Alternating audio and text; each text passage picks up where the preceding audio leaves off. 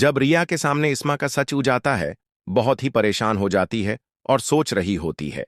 मैं कबीर को कॉल करती हूं तो वो कॉल करके कबीर को बताती है कि मैंने असल मुजरिम को ढूंढ लिया है। दरअसल असल मुजरिम इस्मा है और वो वाजिद के साथ चुक्र चला रही है। और कबीर कहता है मैंने आपको पहले ही बता दिया था कि तुम्हारी बहन इस्मा सारे फसाद की जड़ वही है। तो रिया कहती है मैं तुझे दरगाह में मिलना चाहती हूं।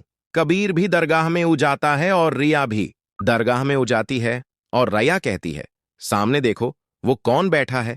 तो देखते ही कबीर बहुत हैरान हो जाता है क्योंकि सामने इस्म बैठी होती है और उसके साथ एक फकीर बैठा होता है जिसके सर पर काली चादर ओढ़ी होती है। उस पर रिया कहती है कि ये फकीर वो है जिसने तुझ पर हमला कराया था। ये फकीर कोई और नहीं बल्कि वाजिद है। तो उसमें कबीर बहुत ज्यादा गुस्से में हो जाता है और गुस्से की हालत में कबीर पुलिस को कॉल कर देता है और पुलिस जाती है और पुलिस के साथ सिकंदर भी आ जाता है। कभी कबीर जाकर वाजिद को थप्पड़ लगाता है और रिया इस्मा को थप्पड़ लगाती है। तो उसके बाद पुलिस वाजिद को थाने में ले जाती है। वाजिद को बहुत ज्यादा पुलिस मारती है और पीटती है। और उसके बाद इस्मा के साथ क्या होने वाला है, सिकंदर अब इस्मा को क्या कहेगा कि तुमने मुझे धोखा दिया है, तुम मेरी पेट के पीछे ये काम कर रही थी, वाजिद के साथ चक्कर चला रही थी। तो सिकंदर कहता है तुम यहां से चली जाओ, मैं तुम्हारी शक्ल नहीं देखना चाहता। तो उसके बाद सिकंदर कबीर का शुक्रिया अदा करता है और कहता है तुम बहुत ही अच्छे हो, मैं आपको गलत समझता रहा। ये सिर्फ इस्मा और वाजिद दोनों की वजह से हमारे दरमियान मुखालफत पैदा हो गई। और जिस दिन तुमने गोली चलाई थी वो भी इस्म की वजह से चली थी।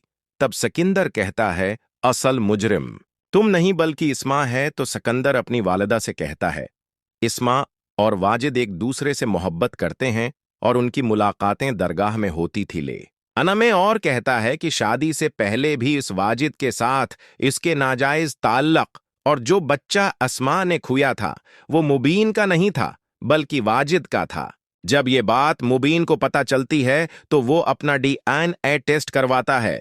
तो डॉक्टर उसे कहते हैं कि तुम बच्चा अफोर्ड नहीं कर सकते।